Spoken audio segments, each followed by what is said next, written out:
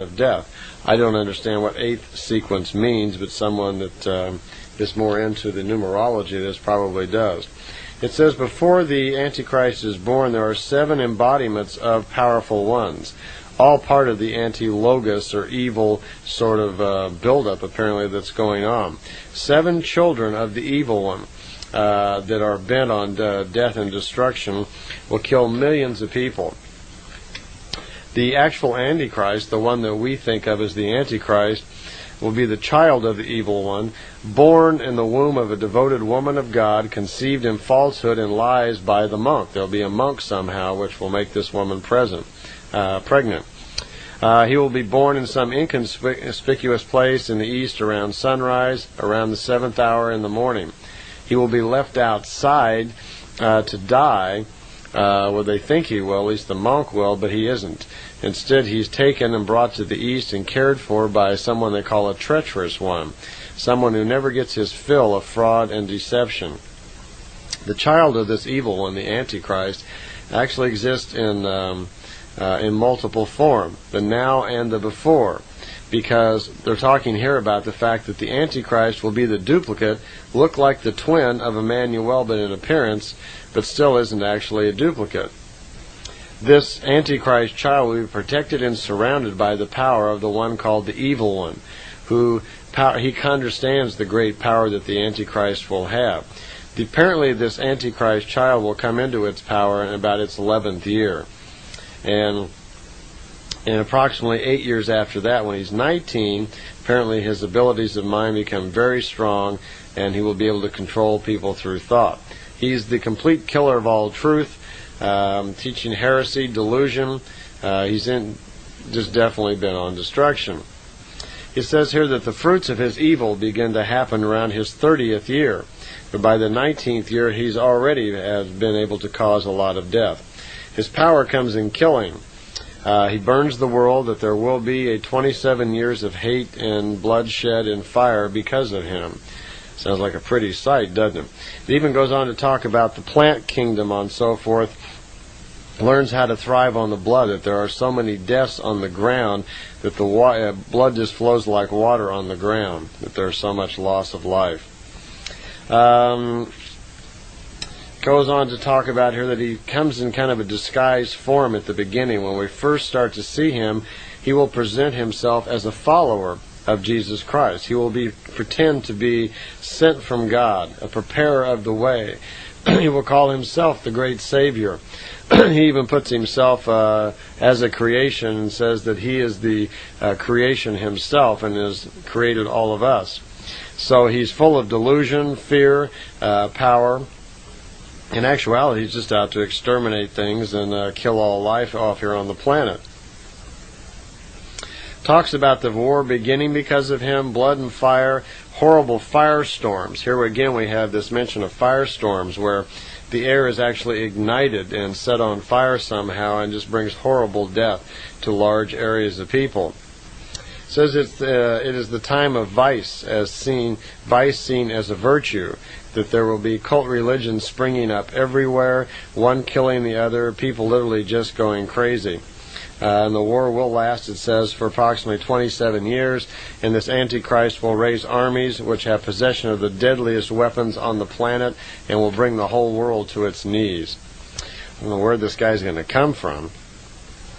It mentions also that he's capable of stealing the thoughts of men, is how they say it. So apparently he has the ability to perceive how people think and also control their thoughts.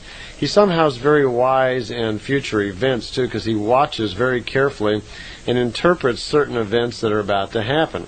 For instance, he knows when a giant comet is about to strike the Earth, causing flooding and so forth, and tremendous problems. And apparently he'll take advantage of that.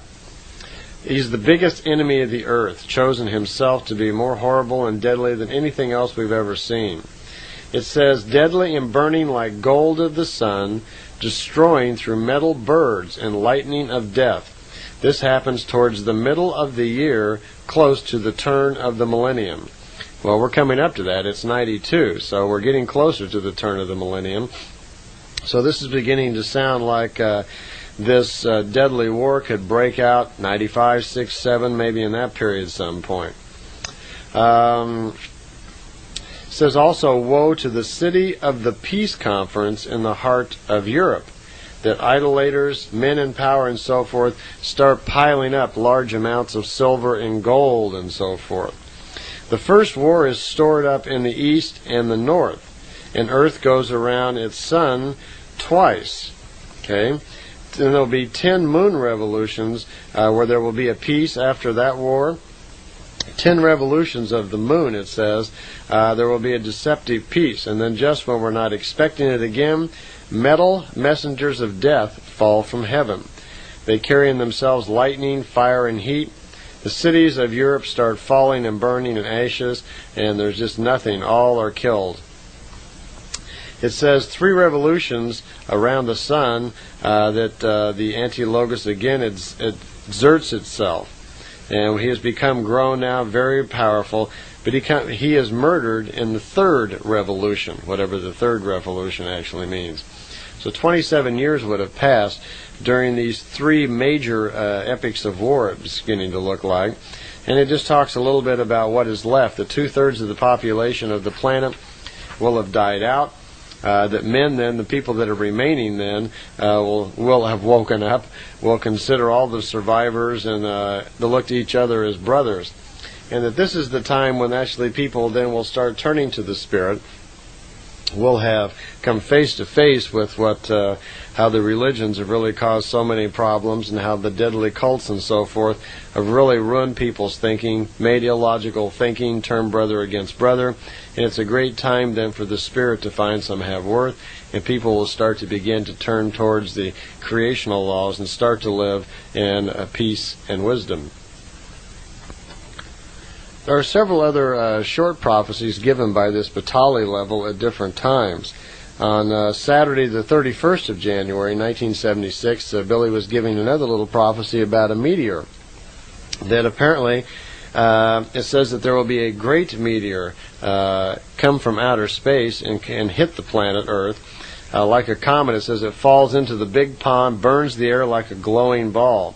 In the year with the worth of 3 with a hideous bang. So you may want to figure out whatever year then has the worth of 3.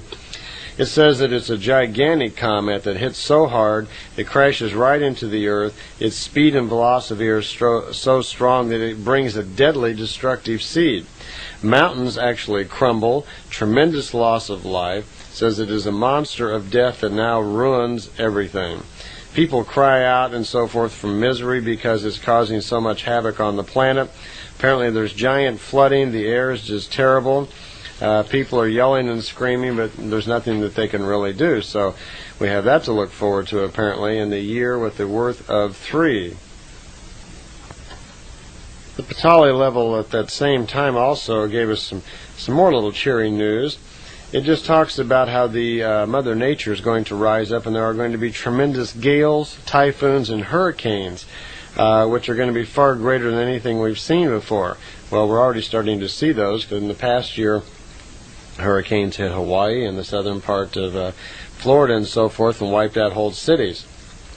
It says that ships, giants of the sea, sink in the sea, and great hosts of soldiers will be wiped out. Iron birds that through the air they fly, crushed they will lie on the earth, crash in the sign of madness.